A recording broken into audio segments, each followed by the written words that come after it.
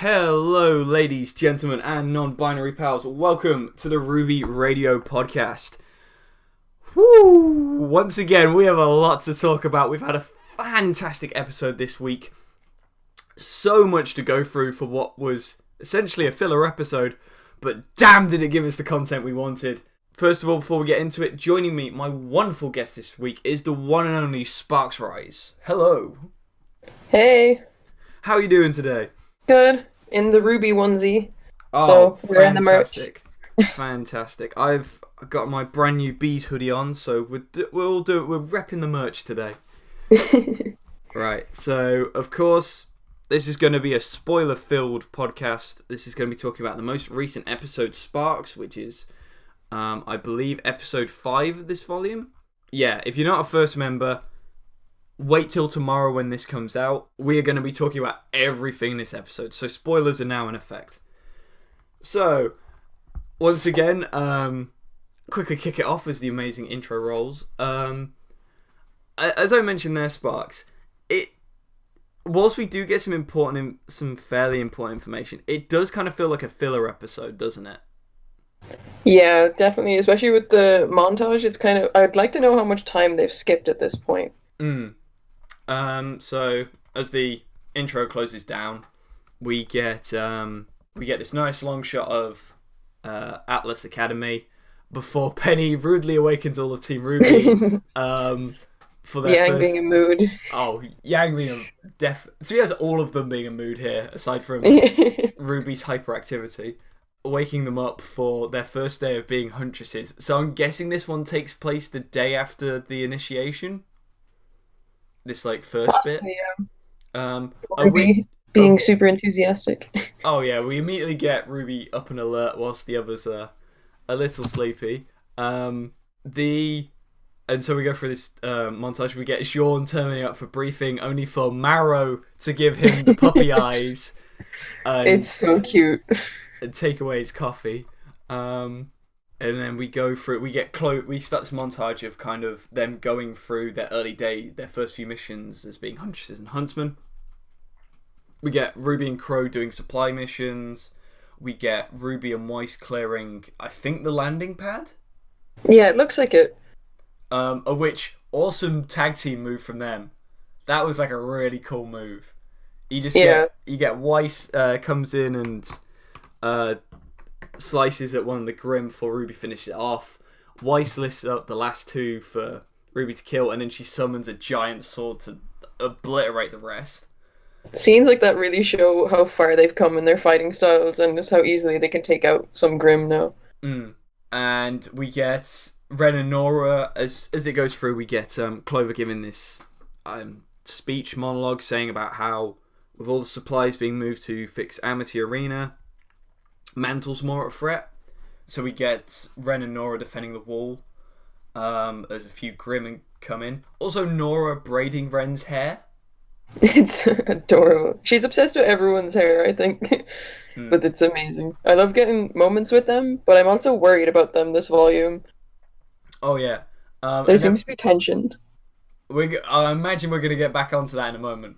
Because there is a moment, more Ren moment later, that I think you know what I'm talking about. Yeah, okay. But first of all, in this little montage, we get 2 B moments, which are fantastic. The first of which, we get Marrow with Blake and Yang, I'm guessing in the mine, or one of the entrances to the mine. Yeah. Fighting through Grimm, and Marrow mentions that they always seem to partner up, and they maybe should try going with other people as their styles don't really match. Only for one of the best tag team combo moves ever. Seriously, this is amazing. They really just completely disprove his point within an instant, and it's badass and it's beautiful. Yeah, we get Yang's eyes flash red, and she charges at Beowulf, loads a load of her remote detonation pellets, I guess you call them. Yeah, really cool addition to her weapon. Oh yeah, only for Blake to throw Gamble Shroud to Yang to stab the Grimm with it, and Blake to literally launch the Grimm over to blow up and destroy another like 6 Grim. Oh, that's so cool. Only to be made better by the fantastic look Yang and Blake give Marrow of absolutely nothing. It's like you were saying. Only for Marrow to quickly backtrack. Marrow is adorable, but he is a dumbass. He is an adorable dumbass. We finally get Thirsty Moms. We get Jean versus the Thirsty Moms. Oh, this scene is so funny. So we get Jean escorting the little kids to school, only for an array of mothers to be very happy that Jean is looking after their kids. One way of saying it. Of which one mother tries to give Jean another casserole. I wonder how many he's had at this point. We also get Nora's comment of, "It's the hair." I think this strongly stresses that Nora was the one who made Sean cut his hair. It was like, this is the haircut you're going with. Personally, yeah, that was clarification for me that Nora chased him around with the clippers until he sat still and let her cut his hair. We get probably one of the most underrated moments of this montage. We get Ruby and Yang having some sisterly time as they go hunting Grim through Mantle. I love that. I love seeing them getting to pair up again. Because we don't get it often, and they're such chaotic sisters that it's just brilliant. So we get a Saber Grim running from them, only for them to corner it in a dead end, and they both smile as they launch at it. Ironically, the bit that Clover is saying at this point is he's talking about free time, whatever you want to do in your free time to take the edge off. They're like, we're going to go hunt Grim in our free time. We're going to go find fights. They really would. Which immediately we go from one set of sisters to the other as we get Winter, I'm guessing, helping Weiss with her summoning. And she summons her giant white knight. Very huge improvement from last time Winter was helping her with summoning. Which seems to happen, this environment we see a lot seems to be some sort of Atlas Academy training room. It reminds me of the holodeck from Star Wars. It's Star Trek here. It looks like a load of black and blue cubes that I'm guessing can move into different positions for different terrain. Because immediately we're in the same place for the next one, which is Oscar and Ironwood sparring, which was an adorably it felt like a father-son moment. It really does, yeah. One more thing from the trailer down. Oh yeah, because that was one of the shots from it, which only leaves, I believe, one left. I think so. So we get them going at each other. We get Jean training with Vine. Interesting that Vine notes that Jean maybe needs to extend his aura more. I'd like to know what that would mean for the way he fights and how he uses his semblance. Does it mean he could make his aura into a wall or something? It's interesting where they're going to go with the connotation on this. Yeah, I'm imagining it kind of like how he's used his shield now. Or maybe he can use it if he was going to hit the ground to kind of take the blow for himself or something like that. I don't know. The other one I thought of is, so the first time we ever see I'm guessing what we think of what Jean's semblance is in Volume 1 when Cardin goes to punch him and he somehow creates a sort of glow around himself, and when Cardin punches him, Cardin reels back in pain. So, oh yeah, that's true. And this isn't totally because I've been watching way too much My Hero Academia, but the character Red Riot, who has the ability to harden his skin.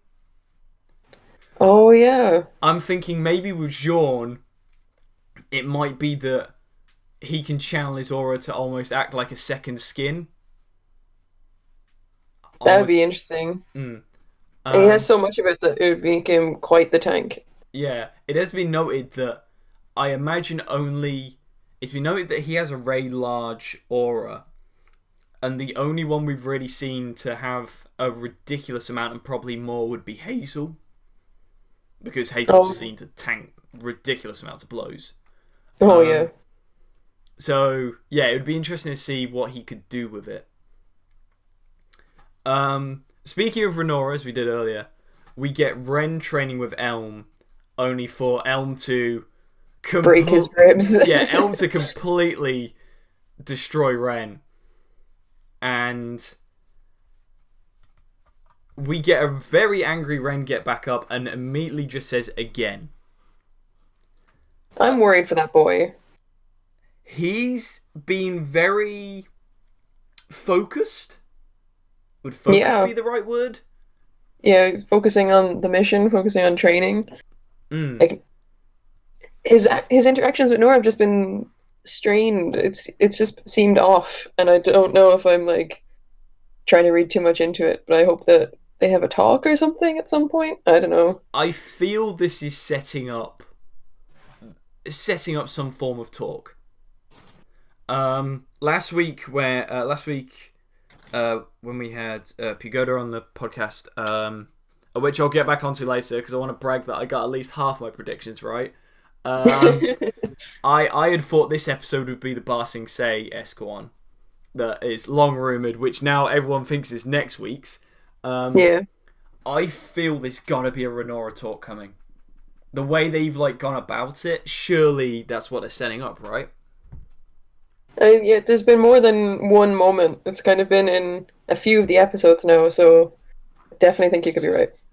And it's interesting because so the main two I'm going to say romantic relationships we have in RWBY are definitely arguably are Bumblebee and Renora.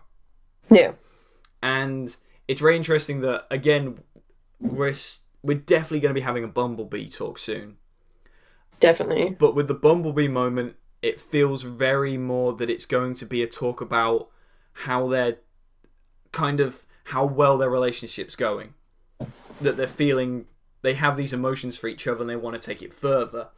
Meanwhile, you've got Renora on the other hand, where suddenly it's not looking as rosy.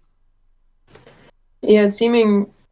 I mean, we've seen their relationship develop, but it's suddenly seeming like more one-sided than it ever has before. And I feel like the Bumblebee one is like, we're on the same page, where do we go from here? The Renora one is going to be wondering what page either of them is on. The thing I've got is we have a moment later,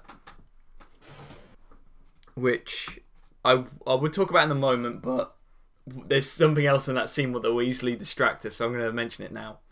We have Team Junior versus Team Funky. Yeah. And I get the feeling that Ren is putting so much into his training because he feels he's lacking behind his teammates. We've got Oscar, who's pretty much never fought in his life, who's already becoming a fairly okay huntsman in training, or fighter in training. We've got Jean, who's gone from, again, nothing to pretty much a walking tank. I mean, that guy can take a lot of blows now and has a ridiculous semblance. You've got Nora, who is this arguably the heaviest hitter in RWBY. She's arguably the strongest, and it's been shown that it's either her or Yang who can dish out the most damage with a single hit, right? Yeah. I think they both kind of had that position in both of their teams from pretty early on. I don't know why, but I have the feeling that Ren kind of sees himself as lacking behind everyone else. And we get the line in this bit of what sort of huntsman you want to be. And the Aesops will help them. I get the feeling that Ren is pushing himself further and harder because he wants to... He's seeing himself as weak compared to the others. Which would be... I could definitely see that. which will be really interesting to note with Nora, because Nora is arguably she definitely is the strongest person around. So Her fascination with Elm being another kind of hard hitter with a hammer. But like that, they've kind of been pairing off like the Team RWBY and like Aesop's. I wonder if Vine is going to have much to do with Ren improving and being less hard on himself. Because if there's going to be more interactions there. Yeah. It will be interesting to see where it goes with Ren. I really want to see the Ren and Nora talk now. As I didn't think I'd actually say this, but I want to see it as much as I want to see the Bumblebee talk now. Because with the that's a big because here's the thing. Whilst the Bumblebee talk is going to be amazing and it's going to be very heartfelt, and we know for a fact that the scene that Aaron Zek and Barbara Dunkelman said they recorded together, we know it's that scene. Right? It has to be, surely. But I can pretty much... Okay, maybe this is the cynic in me, but I can already tell it's going to be the sort of one or both of them are going to feel the others on another page. They're both going to realise they're on the same page. Kiss. Yeah. Which there's nothing wrong with that. It's just I've kind of already got it in my head. I can't wait for it. It's going to be amazing, but I've already got it. With Renora, I've got no idea how the talk's going to go. Yeah, after volume 4, it was kind of nearly assumed that everyone kind of sees them as canon or like near canon. So having, I feel like this talk is long overdue to see what page they're both on. So moving on with the episode, we get Weiss helping, Weiss and RWBY both training as Weiss forms glyphs to help RWBY outpace Harriet in the training rooms. Of which we get this wonderful little note of we get Marrow, Elm, and Vine watching on as they train, and they all slowly nod and smile as they watch. They seem so proud. My favourite is Vine, because Vine is meditating in the background, and you see him open one eye slowly, and just a little smile forms. It's quite nice, actually. Again, interesting that the Aesops, kind of the view on the Aesops from the fandom, it varies week to week, doesn't it? Because last week, everyone, don't like him. And this week is a lot more, they're quite nice. I'm so unsure about them, because I feel like they are genuine, but I don't trust how loyal they are to Ironwood, and I don't trust where that will lead, if that makes sense, because their hearts are in the right place, but I feel like that loyalty leads to like incorrect choices. Yeah, the loyalty is going to send them on the wrong path. So now we switch to, I'm going to say, the joint best scene of this episode. It's another morning where it's either the same morning where Penny's gone in and woken him up, or it's another morning where Penny's gone and woken him up. Because let's be real here. Penny's the sort of being that will go into a room and wake you up on multiple days. Oh, 100%. She's their Huntress training alarm clock at this point. So we get a very tired-looking Weiss stumble across the front of the screen, brushing her teeth. We get a very hyper RWBY struggling to climb down from her bunk and getting very excited with Penny, of which cute nuts and dolts moment. Only for another shipping moment of Bumblebee of Yang yawning and looking like she's about to fall asleep. Blake goes to walk away, stops, turns, realizes Yang hasn't moved, goes back, grabs her arm and pulls her away. It's the adorable. Background bees this volume has just been so amazing. I have to admit, as you said, like, little background moments are really sweet. Like, it doesn't always have to be at the forefront. Yeah, exactly. Yeah. And little moments like that are just so cute, and there's been so many this volume already. Also, controversial opinion. I certainly know someone is going to disagree with me on this. You know who you are. I like the Atlas pajamas. I think they look cool. To the certain people who we both know who are going to disagree with me on this, I'm staring you down right now. I like them, okay? Fight me. Of also the minute they go out on the Roosty store, let's be real, we're all going to buy them. They look super comfy, to be fair. That's the reason I like them. I'm just imagining, like, really comfy pajamas and be like, yeah, I could have me a pair of them. Yeah. Though I will admit, I'll try and remember who said this. Someone said that the grey bottom parts of the pajama bottoms, if they were colour coded to the character, I'm totally for that. That would be amazing. That would be really cool.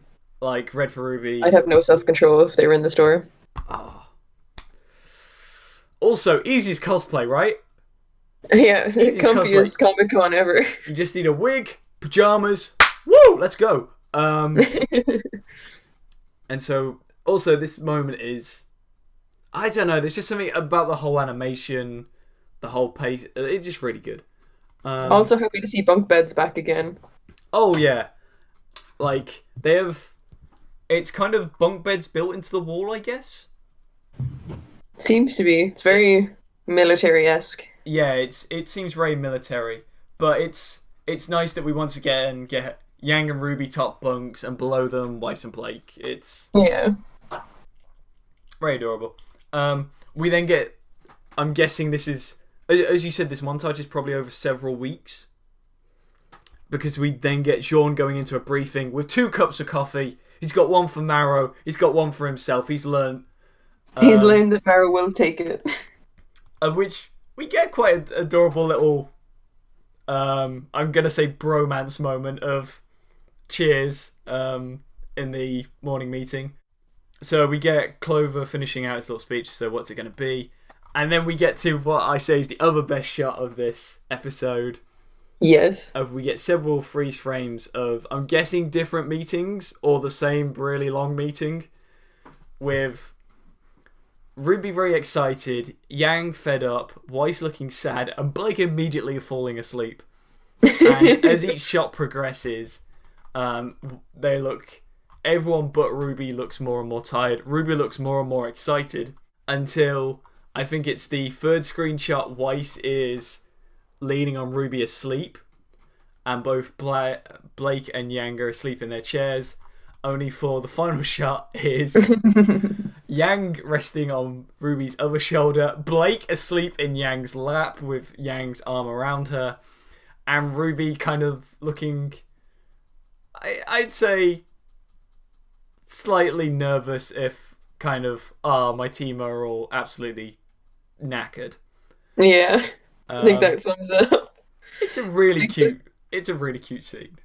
It's so cute. Blake just claims Yang's lap. She just, this is mine and I'm asleep. So as I said, it fades into the combat room, of which you hear trumpets. You waited. You waited so long for them to be back. It is Team Funky. So immediately we go straight into this Team Junior versus Team Funky fight, of which, first of all, Flint Cole, you are looking sharp. Woo! He is looking, as we would say in England, dapper. So we instantly get him blasting his semblance at Jean, only for the one and only Neon to come skating past, and instantly she's taunting Nora. Instantly. Back on her usual... Oh, she's just too good at getting people annoyed and frustrated. And also, it is... Oh, sorry. The animation of her rainbow this volume. Oh, it yeah. looks incredible. Her, like, rainbow contrail is so good. And as you mentioned of riling people up, she has instantly got Nora very annoyed. So we get Nora chasing after her through the arena, smashing everything out of her way. Also, I really like Neon's new outfit. Like, for what it is, ridiculously bright, like, in your face of very bright. Just fitting for her, really. Also, the hoodie is fantastic. It's really cool. It has little gloves attached that have paw prints on. That's really cute. Also interesting, because she's a cat faunus with a tail, the way her hair's styled, her hood has little ear parts in it. So, I didn't catch that. In the concept art at the end of the show, I'm not sure if we're going to see this in the actual thing. It notes that we probably won't in the concept art. But if she puts her hood up, because of how her hair's positioned, it makes it look like she's got cat ears. That's so cute. I feel like that would be super popular if that was in the store. I'd want it.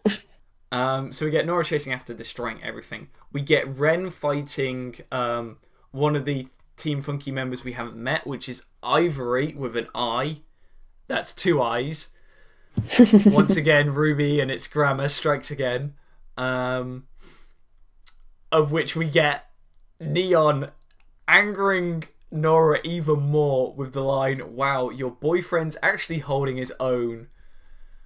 Where is all that energy when he's around you?" She knows what buttons to press, and she has no problem pressing them. Woo! At which point, Neon passes through and freezes Ren's hands to Stormflower. Also, strangely, Ivory's weapon is a whip, but unlike Elia's, it's not a metallic whip. It's like a leather whip. Yeah. I don't know. I don't know how that works, but we'll go with it. Only for when Pietro said in the 3rd episode, some of your upgrades were a little strange. I was wondering what they meant by this, and I was guessing they meant, oh, Jean wanted to turn his shield into a parachute. Oh no! Nora's outdone him. Nora can now ride Magenhild like a broomstick. Not what I was expecting at all. Was anyone expecting it? It's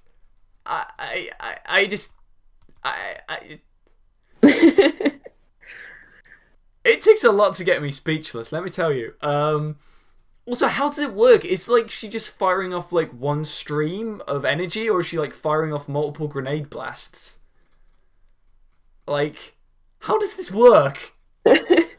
Anyway, not an easy job for Pietro, I'm sure, but it is pretty cool.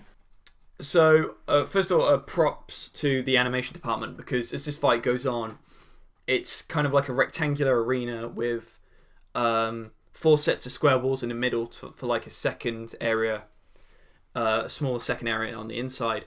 And as this fight goes, we pan around the entirety of it, going from Jean's fight with Flint to Ren's fight with Ivory to Oscar fighting the final Team Funky member, Cobalt, as Nora's chasing Neon throughout all of this, and it flows fantastically. It looks amazing. So we get Cobalt fighting Oscar, of which okay, I know they mention in a second that Oscar's really come a long way. He's a much better fighter now. The first bit of this fight is Cobalt instantly taking Oscar's cane away from him. And the look on Oscar's face is hilarious. And I just can't take this bit seriously because I've seen this screenshot, and I'm going to force you all to look at it now. It's just... there's something really weird about it. Of Oscar of, oh no, my cane. And we get him bounce back off Cobalt and get straight back into the fight. And it pans up to this sort of, I'm guessing, viewing box, where we've got Ironwood watching over. And... looking pretty proud. Yeah, I'm guessing he's analysing. So interesting to note, as we're getting Ironwood smiling as he looks down on Team Junior, holding their own pretty competently against Team Funky. We've got a lot of screens in the background that say a variety of things. Now, I've looked through this about 6 times. I can't see anything especially important. However, I'm just going to throw it up on screen right now so you guys can have a look at it for those watching. If you have a look there, Sparks, on the picture, we've got one big screen saying Amber Ackley mission type search and destroy. mission status less than 1 week ago. We've got a bounty mission board where we've got a ton of different huntsmen, of which I'm just trying to work out some names. We've got Alex Juarez, we've got Brett Johnson, we've got Joe McDonald, we've got a load of names. I'm going to check, at the time of recording, I haven't checked this, but I'll put it up when I've edited this. I get the feeling this is going to be references to people who work in RWBY or work at Rooster Teeth. Oh, that would be a cool little Easter egg in it. One of them, I think it says Naz or Taz. Taz Rodriguez. I don't know why that rings a bell of someone who works at RWBY. I think it says Taz. I can't read the writing from here because it's a little blurred. But I get the feeling these are all people who work at RWBY, or at least references to them. Which would be a lovely touch, as you said. So we get Ironwood staring down and smiling. And we get Team Funky actually losing to Team Junior. With Neon Cat being the last person standing, only for her to get a black eye from Nora flying in and smashing her around the face with Magenhild. Nora had some pent-up rage after her fight with Neon. And of course, Neon is very, very rarely thrown from her game, immediately celebrating of how good the fight was. And we get this really sweet moment of just Team Funky and Team Junior kind of like bonding after the fight. Which... What, do we know what year Team Funky would be in? I was about to mention that. I've got no idea what year Team Funky are in. Like, again, it's kind of like with Team Sun. We've instantly assumed they're the same year, but we've got no idea, right? Like, I don't think so. I don't know why, but instinct's telling me they'd probably be something like 3rd or 4th, because I don't imagine Ironwood would get someone to spar with Team Junior if they weren't going to test them. So unless they're like prodigies like Team RWBY were, I get the feeling they might be maybe a year above. Yeah, I kind of assumed that as well. I don't know why, I just always assumed they were just a little bit older. Yeah. And so we get them relaxing, of which, once again, I'd like to point out that Magenhild is nearly as big as Nora is. Also, I like this scene a lot because we've had Team RWBY bonding with other teams. We've had Team RWBY talking with Team Funky, of course. We've had Team RWBY spending time with Team Coffee, etc., etc. We've never really had Team Junior do that, or Team Juniper. It was always kind of their only friends we've shown in canon are Team RWBY, and to a lesser extent Team Sun. That's the only other team they've really interacted with, right? Yeah. So it's just nice to kind of see that there's like quite a few other friendships going on. So we get Neon, she compliments Oscar, which he blushes at. We get a better look at Ivory and Cobalt, of which... So every team's got a theme. The theme of Team Funky is they're all memes. The meme for Cobalt and Ivory is the flipping gold and blue dress discourse from like 4 years back. I couldn't believe that when I saw it, but it's... Yeah. RWBY and Rooster Teeth, I hate you and I love you. What the... Ah... I just managed to forget about that. And they brought it back in an amazing way. Mm.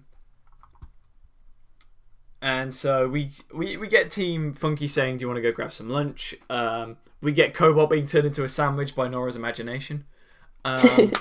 Only for them to be distracted by having another mission that suddenly pops up on their scrolls.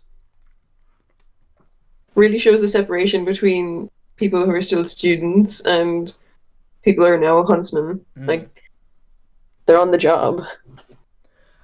We also get this very embarrassing but wonderful moment where Flint says in a bit and gives the peace sign to Jean, only for Jean to copy it. And God, he's trying. He's trying. He's doing his best. So we cut to RWBY and Penny on a supply mission to the site. We have a very, very, very tired Ruby. And of course, Penny is 100% optimistic as always. Nuts and Bolts shippers, I feel for you here. I can sense how betrayed you may feel by this scene. So, as Penny explains why they've got to drive all the supplies out there and not fly them, we get Ruby slowly nodding off to sleep. But before we do, penguins exist in Remnant, y'all. Let's Confirmed. And we get Ruby slowly starting to nod off to sleep, as you get the feel that she's been throwing herself into this more than anyone else, aside from maybe Ren. So she's a little tired. And as she goes to fall asleep on Penny's shoulder, Penny wakes her up. You poor Nuts and Bolts shippers. You were so close. You were like a centimetre away from getting the same content as like Bumblebee, yo. I feel for you. And so we get this chat with conversation. Yeah, but we do get this fantastic conversation between them of Penny basically saying how glad she is to have Ruby as a friend and getting to go on missions with her. And Ruby asking, has she made any other friends? And we get this very sad Penny of Ironwood said, I don't have time for friends. That was heartbreaking to hear. And I like that Ruby's the one person that always asks her these kind of questions. Yeah. And we also get Penny saying that she doesn't have a team anymore now that she's the protector of Mantle. And we get this fantastic moment of, I want to do... I want to do both the things I need to do and the things I want to do. Is that normal? Aw, Penny's learning to be a human. We get Ruby reassure her. I mentioned this back in episode 1. I'm not really a Nuts and Bolts shipper. When it comes to Ruby, I'm just kind of like, I'm more here for the badass fights when it comes to Ruby and her being like the best like leader ever. But her and Penny have been adorably sweet. Like, they really have. And this I wasn't much of a... Sorry. No, go ahead. I wasn't much of a Nuts and Bolts shipper until this volume. They've just been adorable this volume. Yeah. I'm getting on board. I was going to say, between this scene and the scene of them waking up and Ruby immediately excitedly talking to Penny, it will be interesting to see, because I say this now, I don't see Penny leaving Mantle/Atlas. I don't see her going on the road with the rest of the team. I don't know why, I just don't see it. No, I think I agree with you there. I couldn't see her leaving. Be it because she gets destroyed again, or because she stays behind to like help fix things. There's something about it. It just seems like Penny, she sees herself as the protector of Mantle. She must look after it. Yeah, definitely. So interesting. Of which we cut to the back of the van where Crow and Clover are playing cards with all the supplies. Of which we get Clover wins another hand. He says maybe we should call it quits. Of which Crow stubbornly says shut up and deal. Okay. Fair game, my ass. Fair game. Fair game. How is this fair? Anyway, sorry, I wanted to get that off my chest for a while.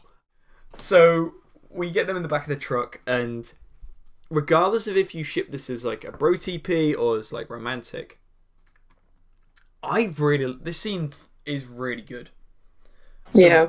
We get Clover refreshing the cards, and he mentions how Ruby's one of a kind. Crow goes, they all are. They've been for a lot. And we get Clover give Crow the compliment of they've had you to guide them. Not everyone's as lucky as that. And we get immediately Crow kind of tries to brush off the compliment. And then he thanks Clover and his team for kind of like helping train Team RWBY. And we get Clover saying, what good is saving the world if you don't have another generation to look after it after you're gone? And we get two fantastic moments here. We get Crow saying, once upon a time, I'd have drank to that. You immediately get Clover saying you shouldn't do that, and Crow hurriedly says, I don't do that anymore. Crow, officially right there, Crow has given up drinking. I'm so proud of him. Like, from when we first meet him, of literally he's a drunkard staggering around picking fights and literally consuming alcohol at any moment, to now, that's growth. And so we get that, and of course Clover saying you should do that. Don't worry, I don't drink anymore. I meant deflect a compliment. Clover immediately calls him out on trying to ignore the compliment he gave him. Now, I'm really loving their interactions. Oh, yeah. It's fantastic. First of all, Sir Jason Liebrich, who voices Crow, and I'm going to say it wrong, Chris Werkamp. Please say it's Werkamp. I'm really sorry if I've said it wrong. Who voices Clover. Everyone's been on top form, of course, but they've really been, especially the scenes with each other, they've really managed to get the sort of the chemistry of the two characters to work really well. And we get Clover basically saying, these kids like RWBY and the rest of them wouldn't be here if it wasn't for you. You need to kind of realise that you've had an effect on them and you've done good. And we get, first of all, Crow does the awkward rub the back of my head movement that we have now seen from RWBY, Yang, and half the cast, which is adorable. This is exactly what I think Crow needed to hear, right? Especially from someone that's like more his age. Just someone from the outside acknowledging that like they can see that he's doing his best and that he's doing a good job. Mm. Of which point we get the truck stops. Crow and Clover get called up by RWBY. Of which Clover says they run into a roadblock and it's not the Grim, it's worse, says Clover. Of which we also get a hilarious moment of he tells Crow and RWBY to get out of the truck with him, Penny to watch their back and keep an eye on our six, of which we get Penny to immediately reply with affirmative, I will plan for 6 possible outcomes. She's trying her best. And as the truck slowly pulls up to this barricade, we finally get our first introduction to Robin Hill. Woo! I already love her. I'm not gonna lie. First of all, her character design is amazing. Like, she looks badass. Fantastic. And so we have this ramshackle barricade. And she's in front of it with one other fighter who we find is the sheep or cow faunus. We've yet to find out from the previous episode, who we now know is called Fiona Time. Yeah. Time, of course, the plant. And we get the line, all right, ladies, time to show them our teeth. And so we get Clover coming up and basically saying, why are you blocking this military highway? Of which we get a very passionate Robin and very snarky Robin immediately asking why supplies needed for Mantle are being taken to the middle of nowhere. And we get this kind of back and forth between them. We get Robin with some fantastic sarcasm asking if they've got lost out in the tundra. We get Clover on his replies of, oh, you know how it is to get lost out here. It's pretty easy. We do have the hilarious line from Robin, I was hoping you'd play it straight with me.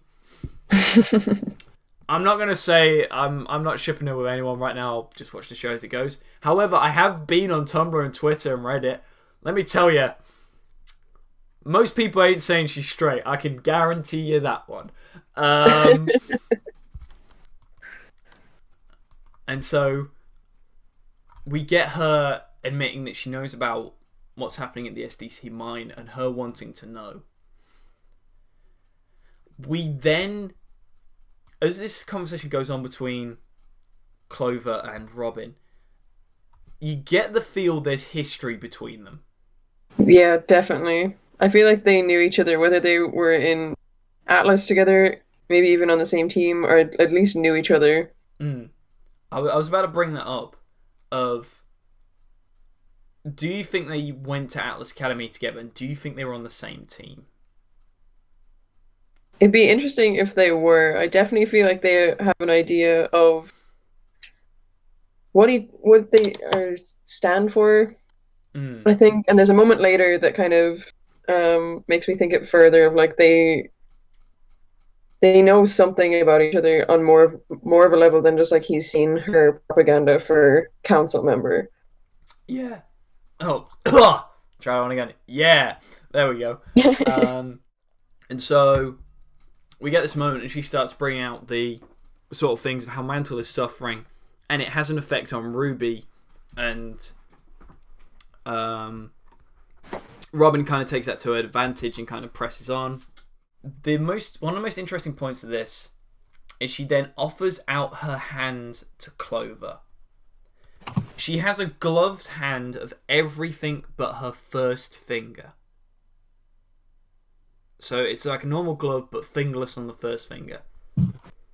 She offers out her hand to Clover.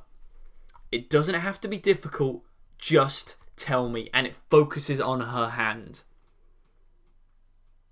I think Aaron Zek mentioned this in her Unlocked the other day, which, as we're recording this on a Monday, so that would have been yesterday. I think this is heavily hinting at what Robin's semblance is. I think it's either got to be some sort of mind control via touch, or mind reading or truth telling by touch. That by some way of touching someone through her palms and fingers, she can either get them to do stuff for her, or she can like read their thoughts.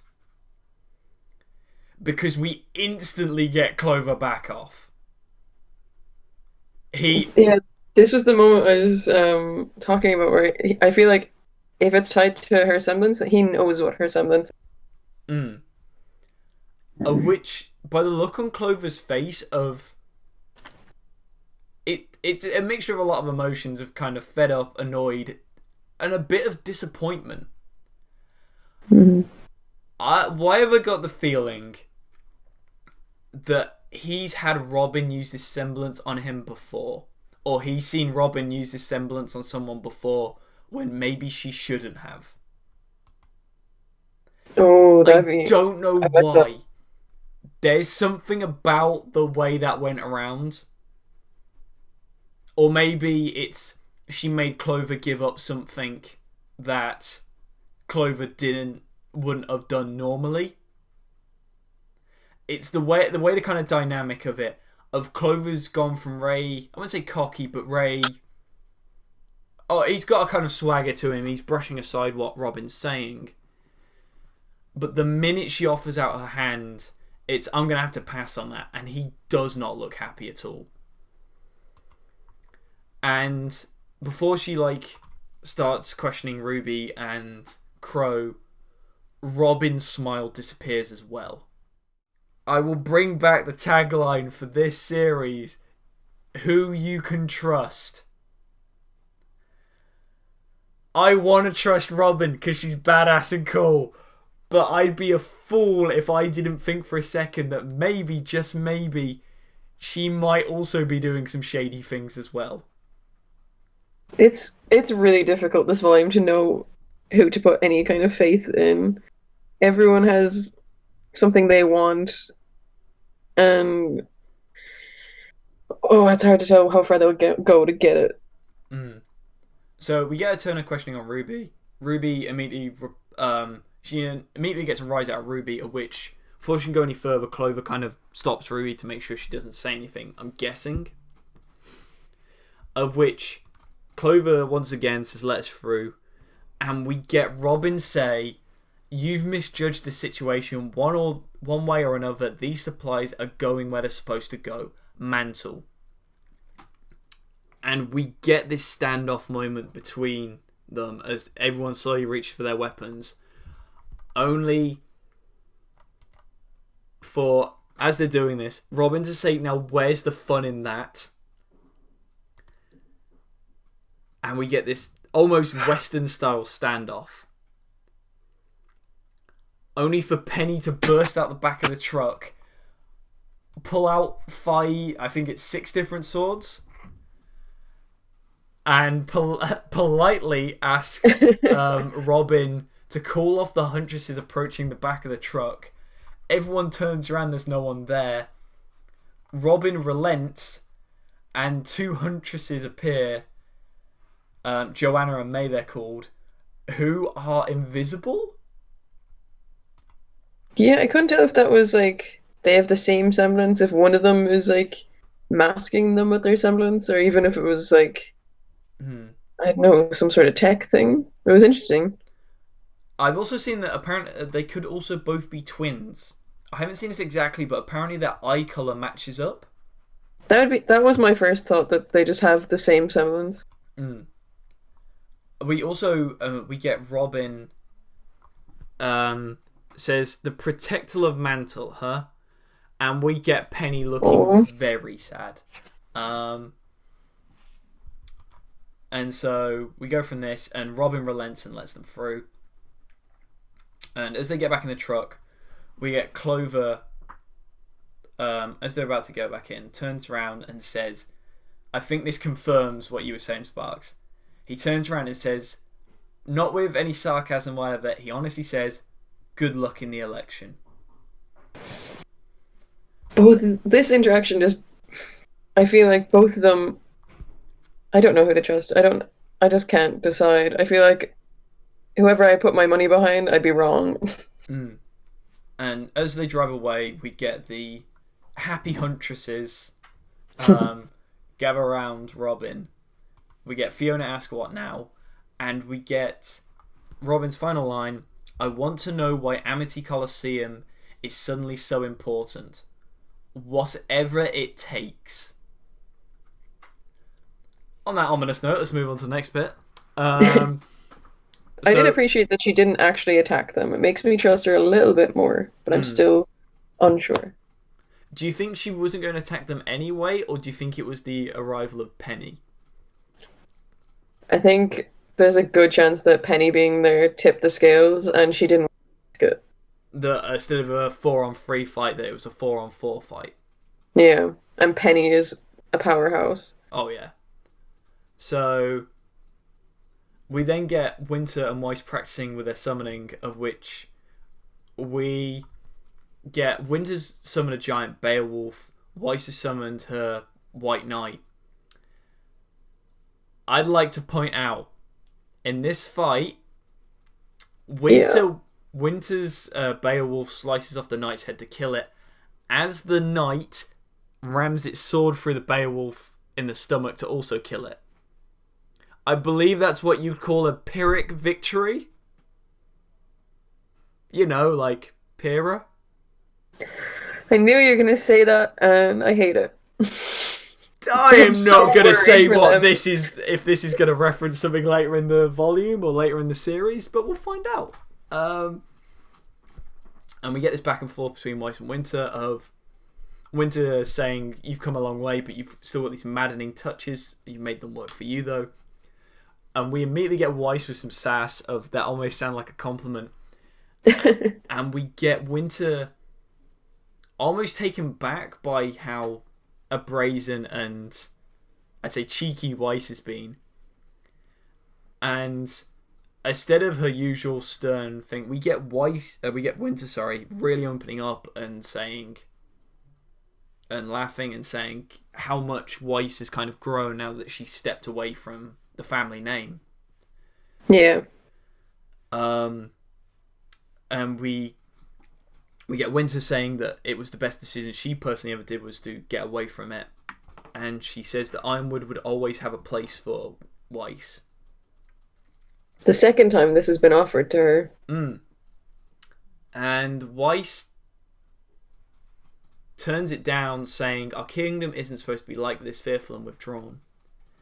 And they kind of have this back and forth of, is this really what Atlas stands for? Is the general doing what's right? And we get Weiss saying everybody thinks what they're doing is right, but usually they're just looking out for themselves. I get a feeling that's heavily hinted at Ozpin there. Yeah, But definitely. Showing that it's not just Ruby and Yang who really dealt with Ozpin's kind of betrayal of them, that Weiss really had it in her mind as well. And so they really learn not to just blindly trust the adults in the situation. Which we get Winter rebukes her, saying, Ironwood isn't keeping secrets, not from me. Weiss asks, can you be sure? And Winter is taken back by this. Which immediately Winter says, follow me. Or come with me. There's something I want to show you. Ominous. So we immediately switch to what is a blindingly white corridor, which looks like either a testing facility or a hospital. I'm going to go with the latter because of the next scene.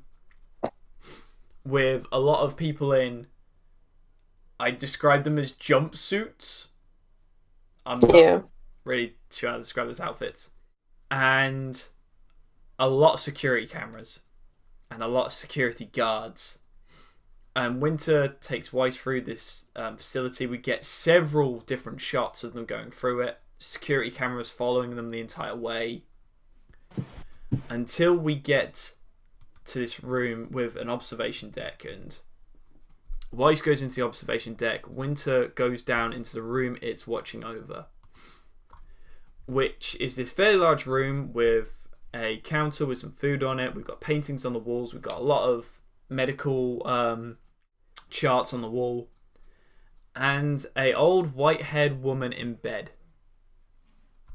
And we get Winter come in and start talking to her.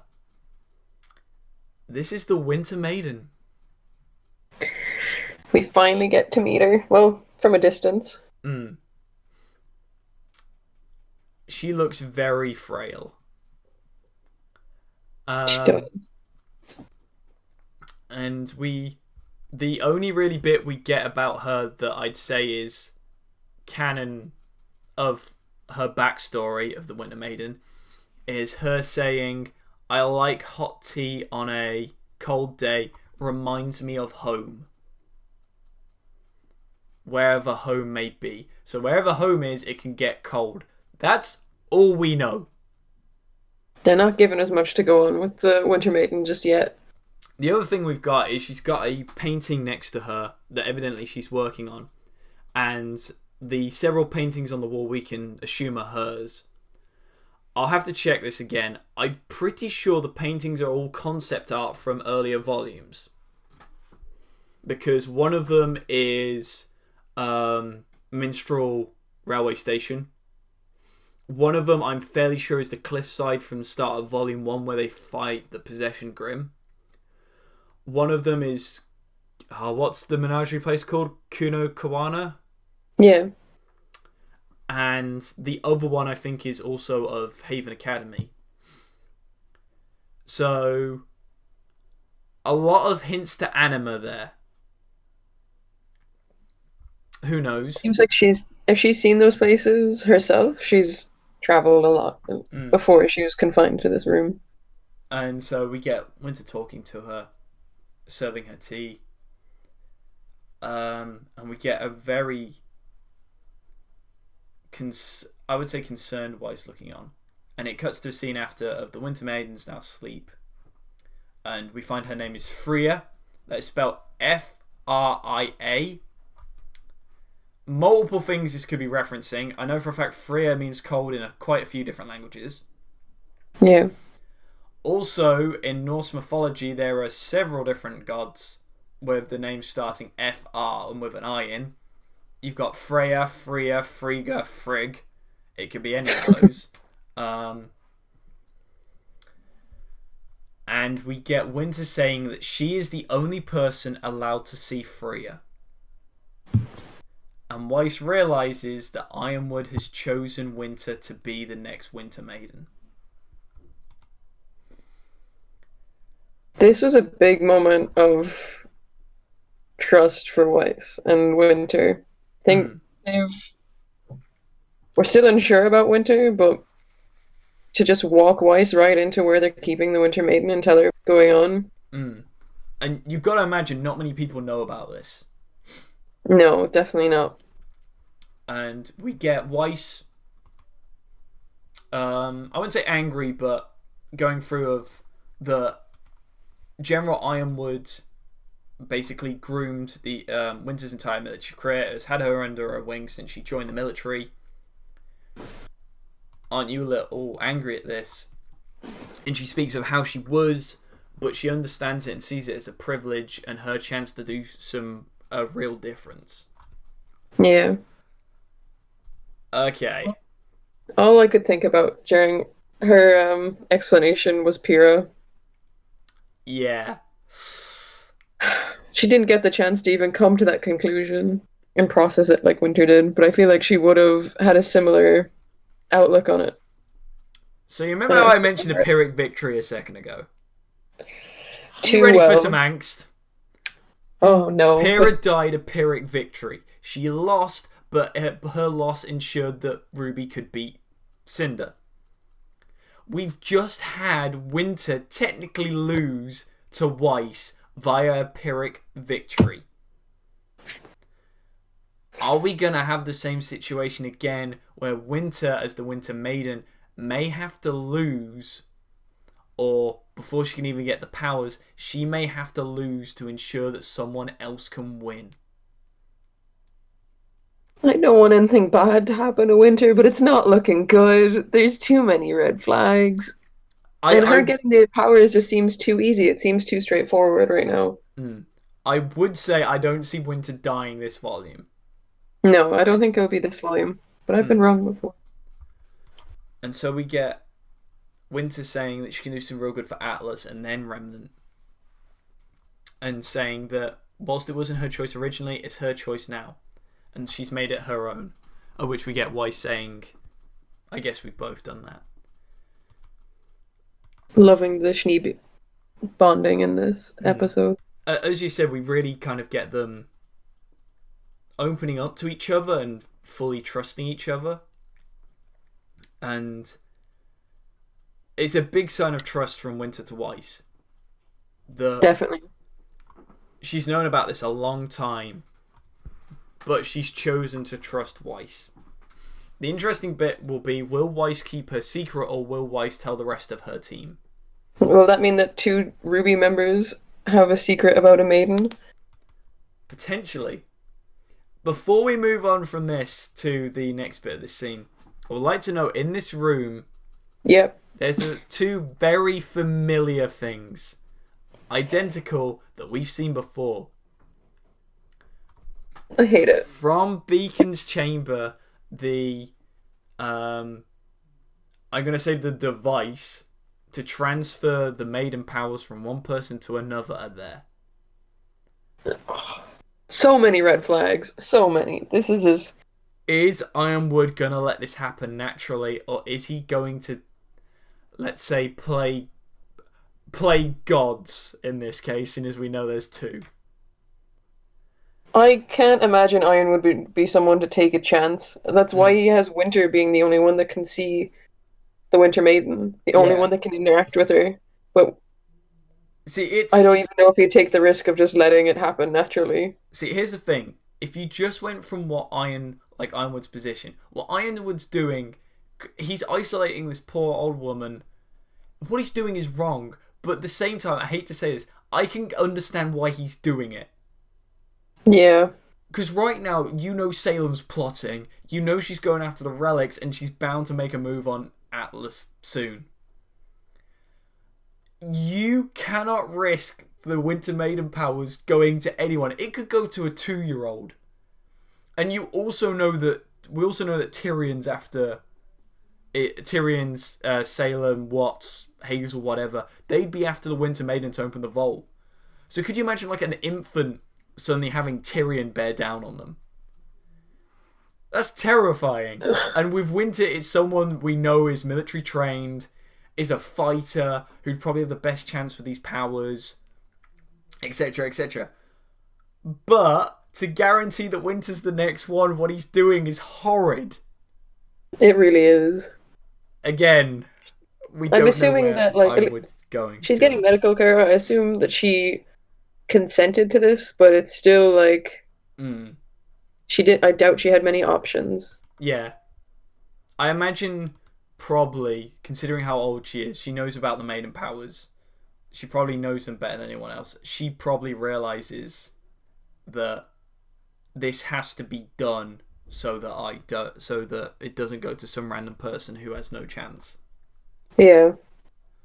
Because I get the feeling with Amber, the original Full Maiden, I get the feeling she got her powers by chance. And she wasn't ready for it. As we find when she gets destroyed by Cinder, right? Yeah, and Raven says something similar about the Spring Maiden. That she wasn't tough enough for this world, I think the line is. Yeah, that she wasn't able to handle the powers. So Winter suddenly gets a message on her scroll from Ironwood.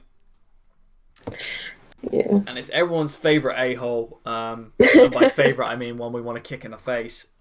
Jacques Schnee is giving a press conference at Schnee Manor.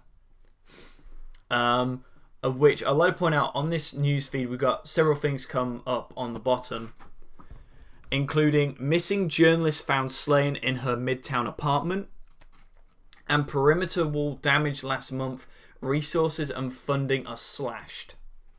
Really shows how much of a mess Mantle really is at the moment. Also showing that Tyrion's been hard at work murdering everyone. Yeah. So we get Jacques saying that if he's elected, he will oppose Ironwood and his senseless embargo. And we get him play the evil businessman card of him saying he cannot keep open non-essential SDC resources and shops because of the embargo, and so closes them. Which I'm guessing, because of how big that company is going to cripple a lot of Mantle. Oh, definitely. So many people are going to lose their jobs over that. Resources are going to be even more scarce. Yeah. And so we get this montage of cutting to different people around Mantle. We get some people in the mines. We get Faunus and Human alike. And we get... As we get this montage going through all the characters, Faunus and Human alike, around Mantle and in the mines. And we get Jacques saying, ask yourself before the vote, who will stop Ironwood? Who can you trust to stop Ironwood? Me or Robin Hill? And Jacques has played everyone in the crowd in Mantle.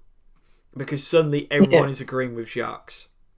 And the fact that he said, who can get your jobs back? Like, he's the one that took them.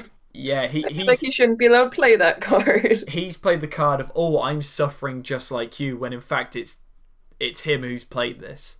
And so the press conference shuts off, and we get Winter and Weiss looking very worried. And we get Winter say, I think Father may have just provided the spark that will set this kingdom on fire. And we get one of the two drunken idiots that we ran into in the first episode picks up a trash can and hurls it at the screen that the conference was playing off, the press conference was playing off. And we suddenly get chaos erupting in Mantle as people start throwing rocks through windows, tipping over cars. And with that, the episode's over. Oh. RWBY, Connor Pickens, and Eddie Rivas. Connor Pickens, who directed this episode, Eddie Rivas, who wrote this one. Oh, you gave us once again another amazing episode. This volume has really just been fantastic so far. So, a lot of things to talk about. The main two I think that we've got though is, first of all, during the montage we get the new song, which, first of all, the wonderful Flint of RWBY. Go check them out on Twitter. I'll put a link down below. As always, they make the fantastic lyric videos. They've got down what the lyrics we heard, and the new title is called Brand New Day. I'm not going to read it out. I'm going to put it on screen. But the lyrics include: I've been feeling sad, luck's been bad, living in a painful way, in disarray. We've got the lines, but I've got a plan, I'm gonna change direction, gonna claim this life as mine, and I'm just moving forward. I don't need perfection, gonna try a redesign. Might bloom like a buttercup, all starts with a new haircut. Shun. The sun is shining in the sky. The birds are smiling, so am I. I'm weak. I've been weak and lame, filled with shame, trapped inside the place I made, a house of pain. And the final one that's really interesting. Well, I finally saw what I became, beating up my own damn game, in Drunk Loser Hall of Fame. So, question is, Sparks, whose song is this?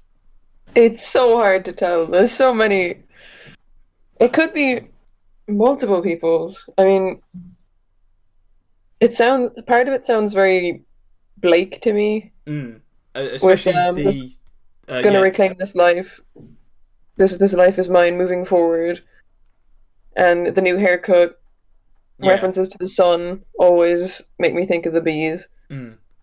But then Drunk Loser Hall of Fame? I mean, who else are we going to think of but Crow? Yeah, also the line straight after, just trying to find it, I've just lost it. The sun is shining in the sky. The birds are smiling, so am I. That could both be a reference to the Bumblebee song and Crow himself. True. Also, the other shout I've heard aside from Crow and Blake is Sean. New haircut. I've been weak and lame, filled with shame. Up until like the last two volumes, John hasn't always been the best, has he? No, definitely not. Definitely hard around himself, especially some conversations he's had to have with his team about that. Yeah. Not just because I don't want to start discourse, but more just generally, I get a feeling, I think it's from Crow, Blake, and Sean's point of view. Because they're the three who definitely see that. They're the three who've kind of, like, had to rebuild themselves, haven't they? Yeah, definitely. The reason I don't see it as a Blake solo is I strongly think Touch the Sky is a Blake solo song. From episode 3, is that? Yeah, episode 3 when they're skydiving. That's a Blake song, definitely. It does really sound like one.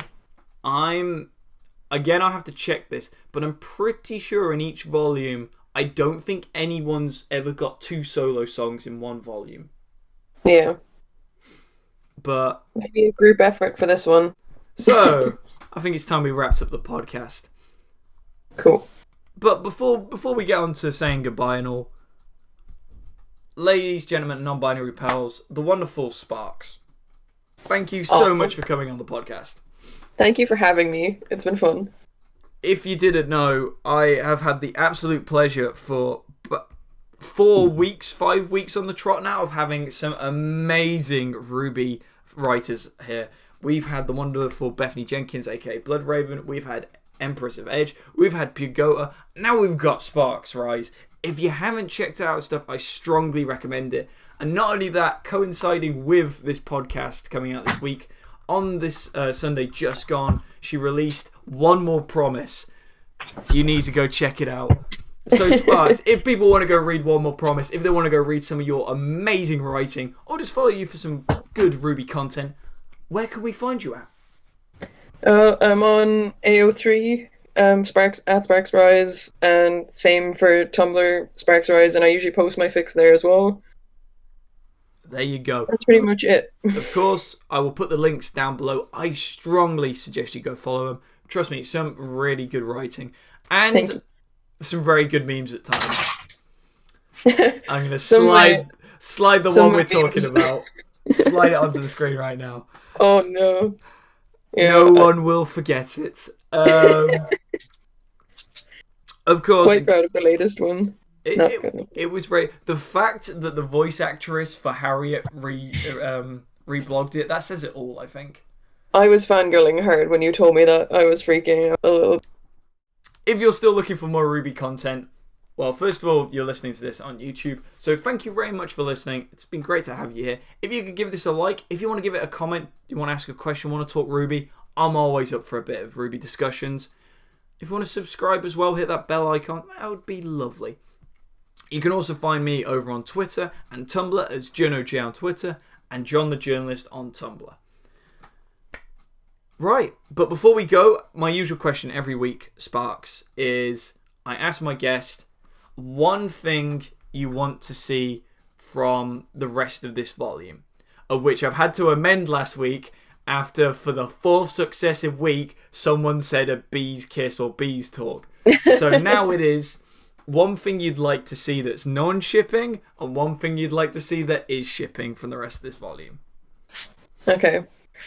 Non-shipping, I'm enjoying Ruby's development here, seeing her deal with like the grey morals, and I'm looking forward to see how that plays out. Okay, very nice. And for shipping, can I guess it? What? I'm actually looking forward to Ren and Nora and the Bumblebee talk. I'm looking forward to seeing that develop. Double whammy right there. That was fantastic. Like, I'm also hoping that they're going to like parallel each other. Do you think there'll be a parallel coming up between the if two? It's in the episode that's like the Tales of Bossing Say-esque episode, I think so. It'd be cool. It'd be interesting. Do you think the next episode will be Tales from Ba Sing Se?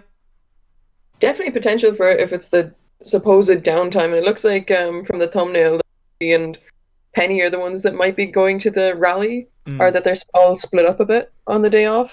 Yeah. It could be. I'd like to point out, last week when I predicted that the episode just gone would be Tales from Ba Sing Se, I still managed to get half my predictions right. Especially Oscar and Ironwood sparring. So if next episode is Ba Sing Se and I get the right predictions again on that, you are going to hear me talk about it. It will happen. Anyway, ladies, gentlemen, and non-binary pals, thank you so much for listening in on the RWBY Radio Podcast. It's been wonderful having you here. Of course, we are going to be back next week once again to talk about episode 6. I hope you all have a fantastic week. I hope that, first of all, you tag your spoilers, please. Always remember that if you're ahead of everyone else. Be RWBY, not Salem. And have a great day. Bye-bye.